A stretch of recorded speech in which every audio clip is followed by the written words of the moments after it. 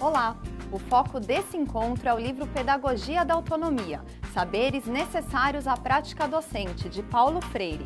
Ele foi dividido em 3 partes. Esta é a primeira. Para ler o livro completo, você pode baixá-lo gratuitamente neste site. Paulo Freire é considerado um dos pensadores mais notáveis na história da pedagogia mundial, tendo influenciado o movimento chamado Pedagogia Crítica.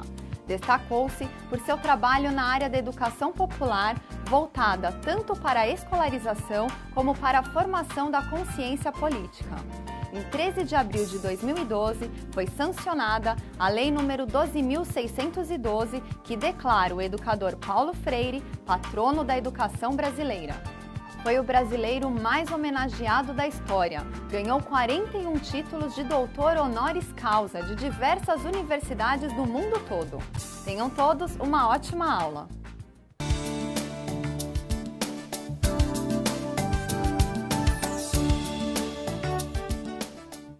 Olá! Nesse encontro, iniciaremos o estudo do livro Pedagogia da Autonomia, de Paulo Freire. É claro que faremos apenas um recorte dessa obra. Nosso foco é o concurso de novembro de 2013. Mas, quando você puder, vale a pena ler o livro inteirinho, para não perder nenhuma palavra do mestre Paulo Freire. O livro foi escrito na década de 90. Nele são tratadas questões que até hoje fazem parte do dia a dia do educador e educadora. Freire desvela o cotidiano do professor na sala de aula e fora dela. Trata da escola e da sala de aula como espaços de reafirmação, negociação, criação e resolução de saberes que constituem os conteúdos obrigatórios à organização programática e ao desenvolvimento da formação docente. Não há docência sem discência.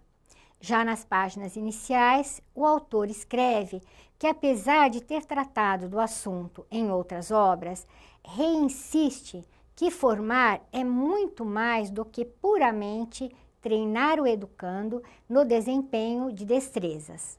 Afirma também que nunca teve interesse de assumir um ar de observador imparcial, objetivo, seguro dos fatos e dos acontecimentos, e que, em tempo algum, foi um observador acinzentadamente imparcial, o que, porém, jamais o afastou de uma posição rigorosamente ética.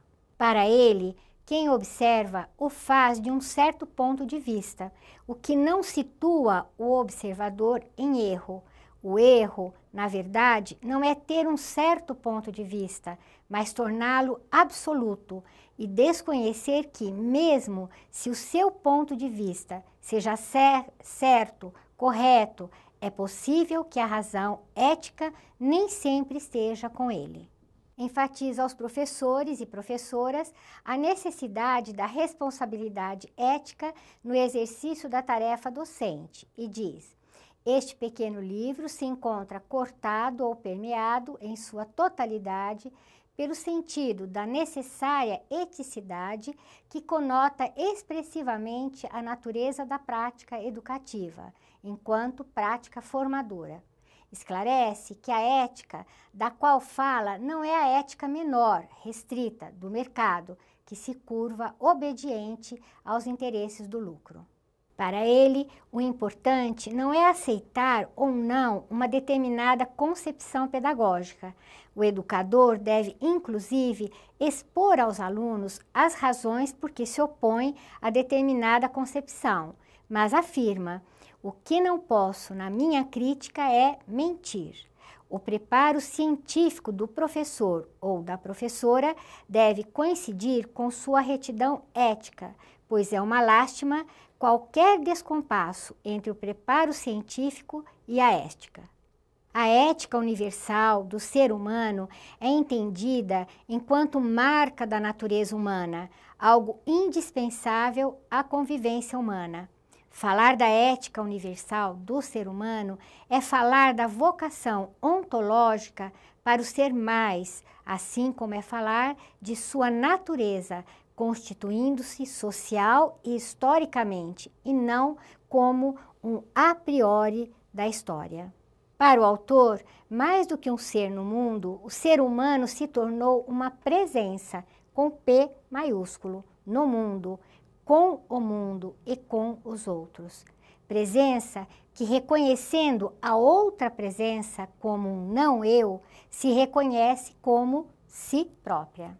Presença que se pensa a si mesma, que se sabe presença, que intervém, transforma, fala do que faz, mas também do que sonha, que constata, compara, avalia, valora, decide e que rompe, sendo no domínio da decisão, da avaliação, da liberdade, ruptura e da opção, que se instaura a necessidade da ética e se impõe a responsabilidade.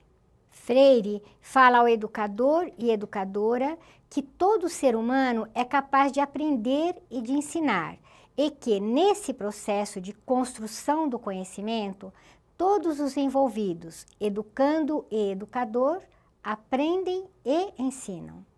Portanto, o processo de ensino e aprendizagem é ético quando o estudante participa ele mesmo da construção do conhecimento, quando não o restringe à aquisição de habilidades e conhecimentos, mas pressupõe o desenvolvimento do indivíduo para que lhe seja assegurado o direito de participar ativamente na sociedade, no trabalho, no lazer, na cultura, etc.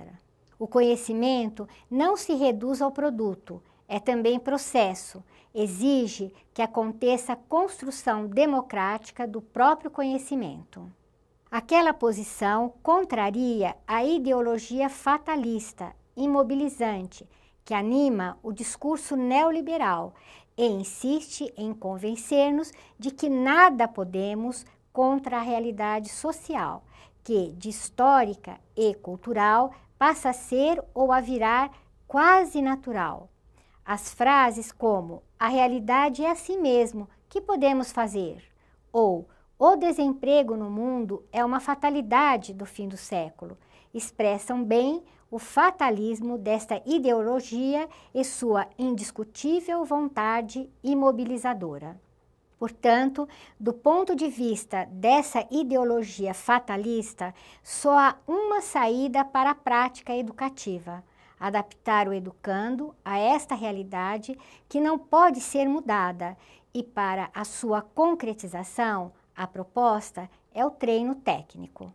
A concepção de educação de Freire está fundada no caráter inconcluso do ser humano. O homem não nasce homem, ele se forma homem pela educação. Por isso, educação é formação. Assim sendo, ele nega a prática educativa fundada no treino, na adaptação. A educação como formação, como processo de conhecimento, de ensino, gesta-se na história, assim como a vocação para a humanização. Paulo Freire deixa claro que seu interesse central é falar de saberes que são indispensáveis à prática docente de educadoras ou educadores críticos, progressistas, mas reconhece que alguns deles são igualmente necessários a educadores conservadores. Portanto, trata-se de saberes demandados pela prática educativa em si mesma, independente da opção política do educador ou educadora. Ele exemplifica a importância da relação prática e teoria, falando sobre o ato de cozinhar, que supõe alguns saberes concernentes ao uso do fogão, como acendê-lo, equilibrar a chama, harmonizar os diferentes temperos numa síntese gostosa e atraente. A prática de cozinhar vai preparando o novato, ratificando alguns daqueles saberes, retificando outros e possibilitando que ele vire cozinheiro. A reflexão crítica sobre a prática é uma exigência da relação teoria e prática, sem a qual a teoria pode virar blá blá blá e a prática ativismo. Para o autor, o importante é alinhavar e discutir alguns saberes fundamentais à prática educativo-crítica ou progressista. Saberes que devem ser conteúdos obrigatórios à organização programática da formação docente. Esses conteúdos precisam ser compreendidos durante a prática formadora. Para isso, é preciso que o formando, desde o princípio de sua experiência formadora, assumindo-se como sujeito também da produção do saber, se convença de que ensinar não é transferir conhecimento, mas criar as possibilidades para a sua produção ou construção.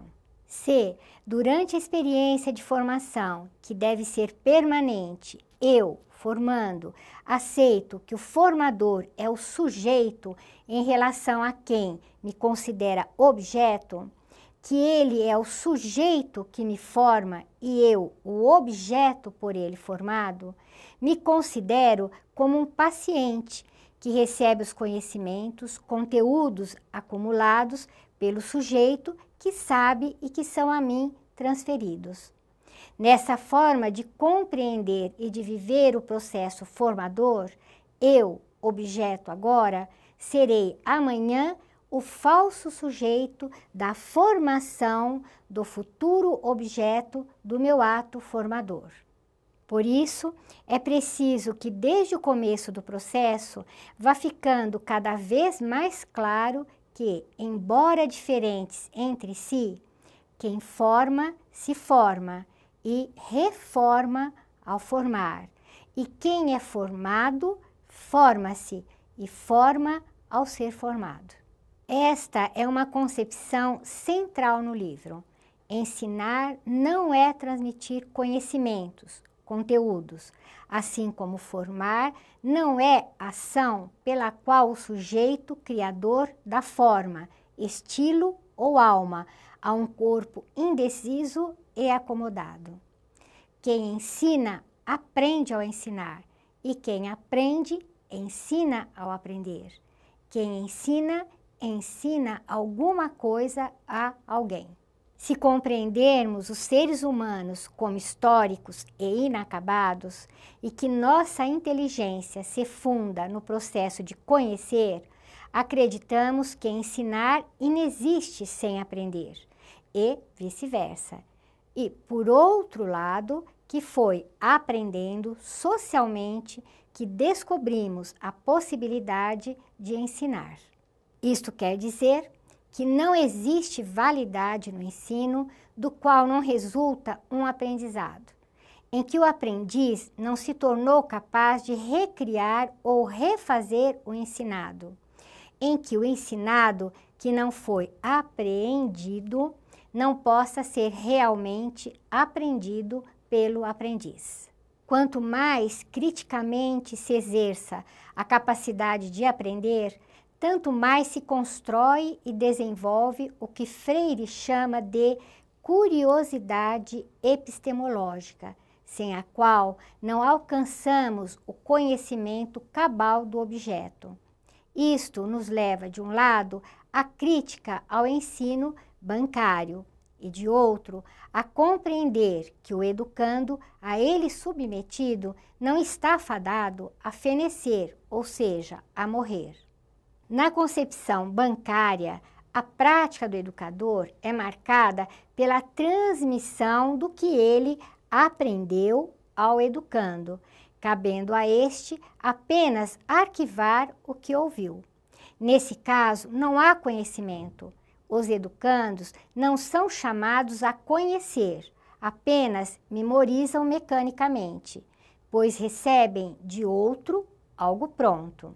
Assim, indo na contramão da proposta de uma educação dialógica, a concepção bancária de ensino educa para a passividade, para a acriticidade, e por isso é oposta à educação que pretenda educar para a autonomia. No processo de conhecer, definido na obra de Freire, não há como transferir conhecimento, pois conhecer significa sempre uma nova apreensão do objeto a ser conhecido, uma nova apreensão da realidade. Portanto, conhecer é sempre um ato dialógico que envolve sujeitos ativos. A ação transformadora se dá entre sujeitos que interagem, que se comunicam. Contudo, para Freire, embora o ensino bancário deforme a necessária criatividade do educando e do educador, o educando a ele sujeitado pode, não devido ao conteúdo que lhe foi transferido, mas por causa do processo mesmo de aprender, dar a volta por cima e superar o autoritarismo e o erro epistemológico do bancarismo. Contrariando o ensino bancário, o educador democrático precisa, na sua prática docente, reforçar a capacidade crítica do educando, sua curiosidade, insubmissão, além de trabalhar com os educandos a rigorosidade metódica com que devem se aproximar dos objetos cognoscíveis. O professor que pensa dessa forma deve deixar transparecer aos educandos que uma das bonitezas de nossa maneira de estar no mundo e com o mundo, como seres históricos, é a capacidade de, intervindo no mundo, conhecer o mundo. Histórico como nós, o nosso conhecimento do mundo tem historicidade. Ao ser produzido, o conhecimento novo supera o outro que antes foi novo e se fez velho e se dispõe a ser ultrapassado amanhã. Portanto, ensinar, aprender e pesquisar lidam com dois momentos do ciclo gnoseológico: aquele em que se ensina e se aprende o conhecimento já existente, e aquele que se trabalha a produção do conhecimento ainda não existente. Assim pensando, entendemos a docência, a discência e a pesquisa como inseparáveis. Na verdade, são práticas requeridas por esses momentos do ciclo gnoseológico. Ensinar exige pesquisa. Não há ensino sem pesquisa e pesquisa sem ensino. Enquanto eu ensino, continuo buscando, reprocurando. Pesquiso para conhecer o que ainda não conheço, comunicar a novidade, intervir e, na medida em que desenvolvo esse processo, educo o outro e me educo. Pensar em termos críticos também é uma exigência do ciclo gnoseológico, da ação de conhecer, pois permite o trânsito entre a ingenuidade, o saber da experiência feito, que caracteriza o senso comum, para a curiosidade epistemológica, ou seja, para aquele conhecimento resultado de procedimentos metodológicos rigorosos.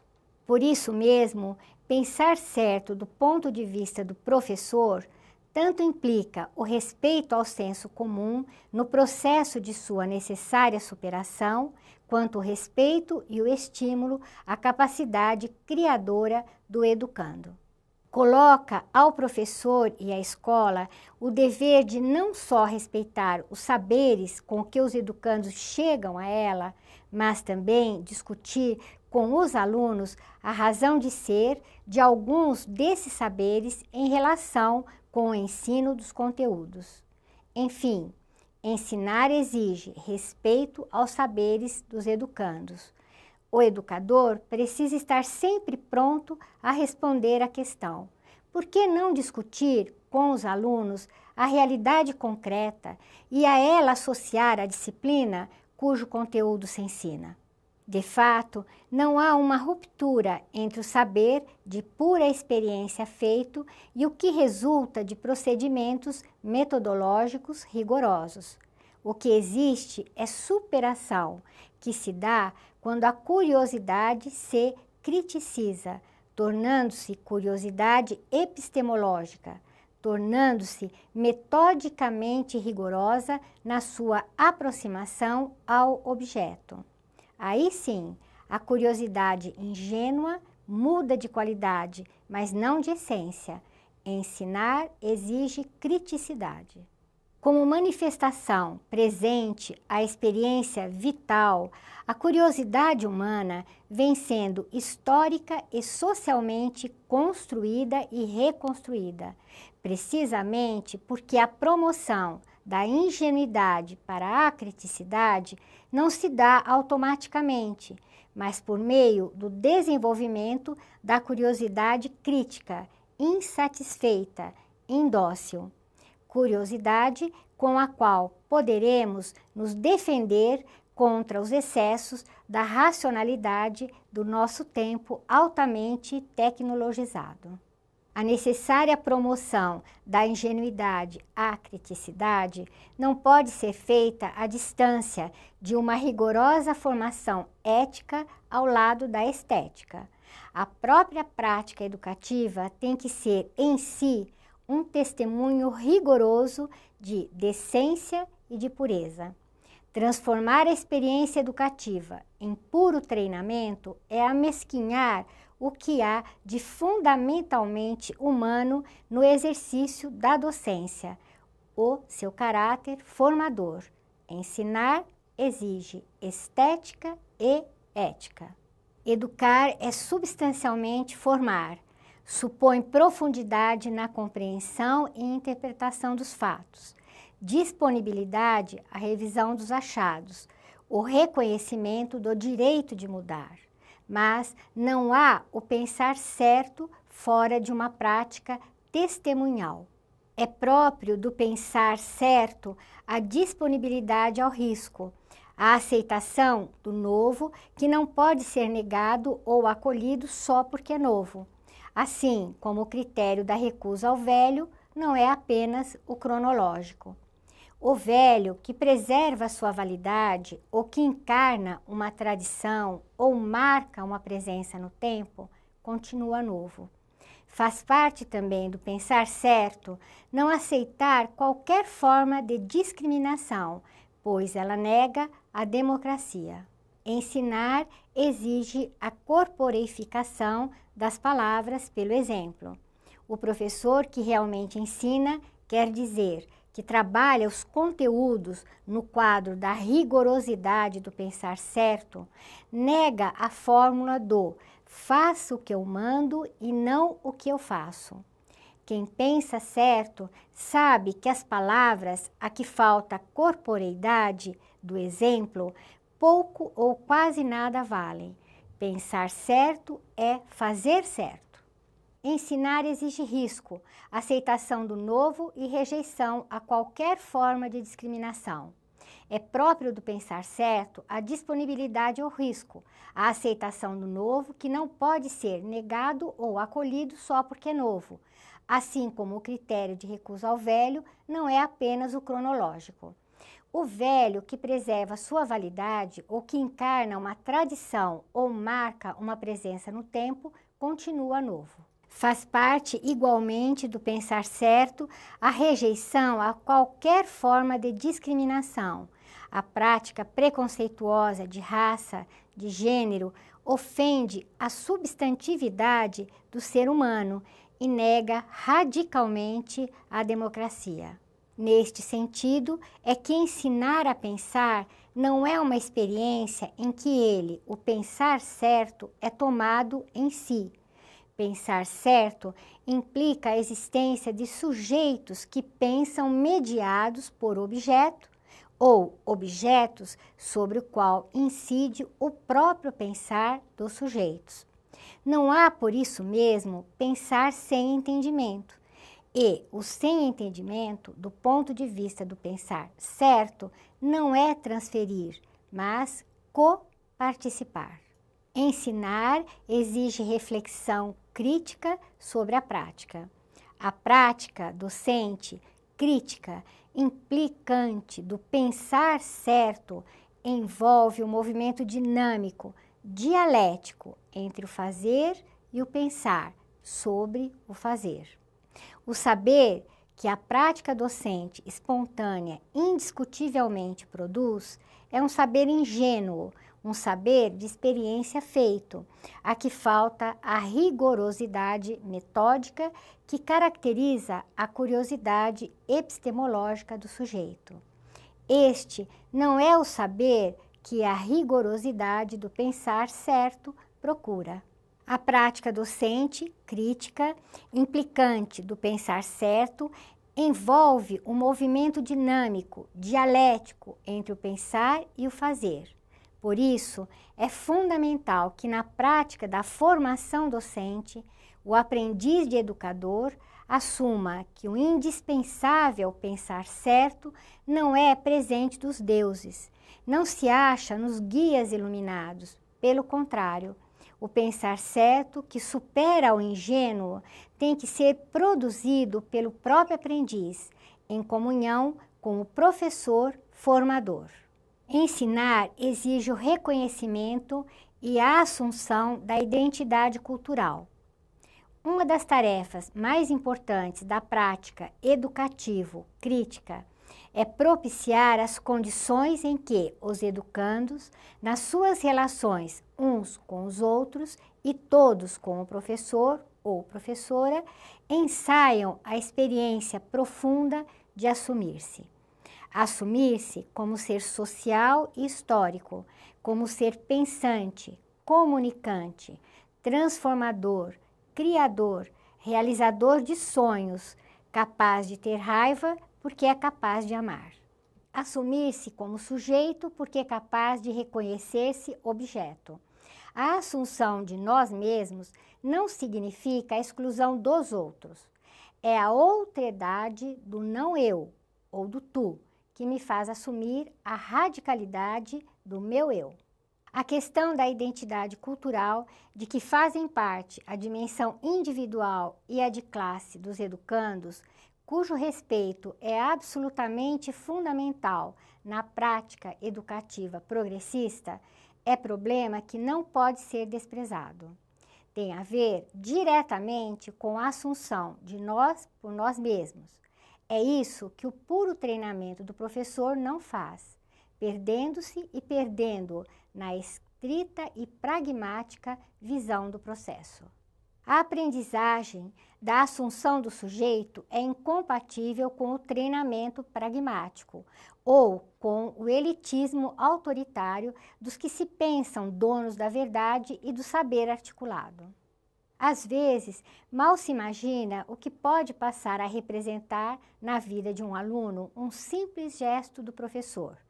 Até no próprio espaço, na arrumação da mesa, limpeza dos ambientes escolares, enfim, nos pormenores da cotidianeidade do professor, existe uma indiscutível pedagogicidade. Concluindo, Paulo Freire fala para o educador progressista, instiga-o a superar os conteúdos cristalizados pela prática repetitiva e assumir o exercício da pedagogia, da autonomia, ou seja, uma pedagogia fundada na ética, no respeito à dignidade e à própria autonomia do educando. Mas a pedagogia da autonomia, como os demais saberes, exige do educador e educadora um exercício permanente e o diálogo aberto e crítico com o educando, provocando-o a se assumir enquanto sujeito sócio, histórico, cultural do ato de conhecer, respeitando a sua dignidade e autonomia. Afirma que de nada adianta o discurso competente se a ação pedagógica é impermeável a mudanças. Ele nos adverte para a necessidade de assumirmos uma postura vigilante contra todas as práticas de desumanização. Para tal, o saber fazer da autorreflexão crítica e o saber ser da sabedoria exercitados permanentemente podem nos ajudar a fazer a necessária leitura crítica das verdadeiras causas da degradação humana e da razão de ser do discurso fatalista da globalização. Nesse contexto em que o ideário neoliberal incorpora, dentre outras, a categoria da autonomia, é preciso também atentar para a força do seu discurso ideológico e para as inversões que pode operar no pensamento e na prática pedagógica ao estimular o individualismo e a competitividade. Como contraponto, denunciando o mal-estar que vem sendo produzido pela ética do mercado, Freire anuncia a solidariedade enquanto compromisso histórico de homens e mulheres como uma das formas de luta capazes de promover e instaurar a ética universal do ser humano. Essa dimensão utópica tem na pedagogia da autonomia uma de suas possibilidades. Finalmente, impossível não ressaltar a beleza produzida e traduzida nesta obra. A sensibilidade com que Freire problematiza e toca o educador, aponta para a dimensão estética de sua prática, que por isso mesmo pode ser movida pelo desejo e vivida com alegria, sem abrir mão do sonho, do rigor, da seriedade e da simplicidade inerente ao saber da competência. Até a próxima aula, quando continuaremos a estudar a beleza dessa obra.